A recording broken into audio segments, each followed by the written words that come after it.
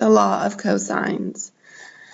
The law of cosines is just another way to solve triangles that are not right-angle triangles. Depending on what we're given for information, we have to decide if we're going to be using the law of sines or the law of cosines. So in this first slide, you'll see that if we're given a side with an angle and a side, that's our SAS triangle, then we can use the law of cosines to find the third side. Also, if we're given an SSS triangle, so 3 different sides, then we can solve for any angle. So in the past, we used the law of cosines, specifically when we were given angle, angle, side, or side, angle, angle. Those are interchangeable. Or angle, side, side. So remember, with the law of sines, we needed to have an angle with its corresponding length. Here is the formula. So I always try to give you guys ways to remember these formulas. What I want you to notice is that when we have the A isolated on the left-hand side, that means that we will be using angle A. When we have the B isolated, we'll be using angle B. When we have the C isolated, we're using angle C. The other thing is you're kind of thinking of it in terms of Pythagoras. You'll notice that we have the A squared on one side, and then we have B squared plus C squared, and then minus 2, and then this multiplication here, BC, will always match what's on the same side. You're going to just have to memorize these formulas. All right, first problem. First, we want to assess what we're given. So we're given a angle with 2 sides. So that is our side, angle, side. So we're going to be using our law of cosines. Now, because we have the angle C, that means that the equation I'm going to use, I'm going to isolate my C on the left-hand side. So I'm going to have A squared plus B squared, because those are the other 2 sides, minus 2AB cosine of C. Now I'm going to plug in what I know. I don't know the length of C. I do know the length of A, that's going to be 7. I do know the length of B, that's going to be 10, minus 2 times 7 times 10 cosine of 73. Now I need to start simplifying. I'm just going to stick on the right-hand side. I can add these 2 together. Then what you really need to be careful of is notice that this is one multiplication. Cosine of 73 is really just a number. So it's negative 2 times 7 times 10 times cosine of 73. Do not separate it out. A lot of mistakes that are made in this section are made because students are believing that there's something other than a multiplication sign between that 10 and the cosine. So once we simplify it, we get C squared is equal to 108.1, and then I take the square root, so I get 10.4. Now that I have 10.4, remember when we're trying to solve a triangle, we still need all the angles.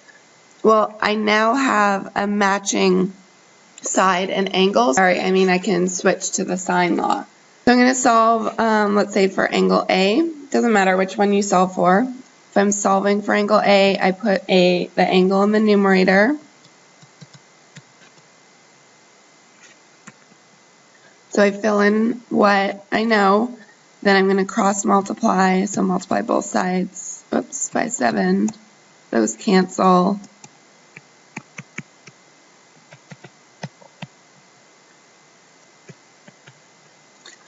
Then I take the inverse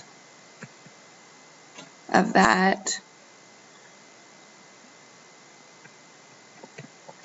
So this simplifies to be 0.6437, and that gives me approximately 40 degrees. Now I have two different two different angles, so I can just subtract them from 180. So angle B is 180 minus 40 minus 73, which is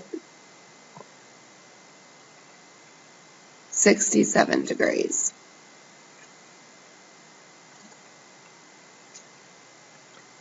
Go ahead and practice this one on your own. Here are your possible answers, so pick A through D and make sure you put it in your notes. The next example is a side, side, side. So we're given three sides. Now here is one of the most important things.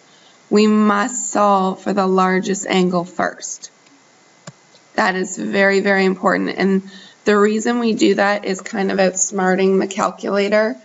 Because the calculator is programmed to work in a certain way, we need to work within the calculator limits. So the reason why we want to find the angle with the longest side first is because that will tell us the calculator will be able to tell us if it's an obtuse angle or not. And the only angle out of A, B, and C that would possibly be obtuse is the one that's the largest one. So because C is equal to 12, which is larger than 9 and 7, we'll be solving for C first. So I'm going to write my equation.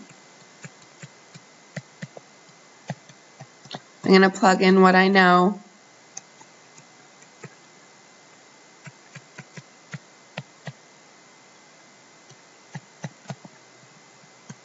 Again, I just want to reinforce that this is a multiplication here, so we need to be very careful of our order of operations. So the first thing I'm going to do is I'm going to bring the 9 squared and the 7 squared to the left-hand side. A lot of people, what they do at this point is they start simplifying all the additions and subtractions from here to here, and that causes a big problem because this is a multiplication. So first we subtract. So we get 144 minus 81 minus 49. And then I'm going to just simplify 2 times 9 times 7 on the right hand side. So I get negative 126 cosine C. Then I'm going to get, so I get 14 equals negative 126 cosine C. I divide both sides by negative 126. Need a little bit more room. So I end up getting negative 0.111 equals cosine C. And then I take the inverse cosine of each side. So C is equal to 96 degrees. Now, once I've done that, I actually have a matching pair, so I can move to the sine law.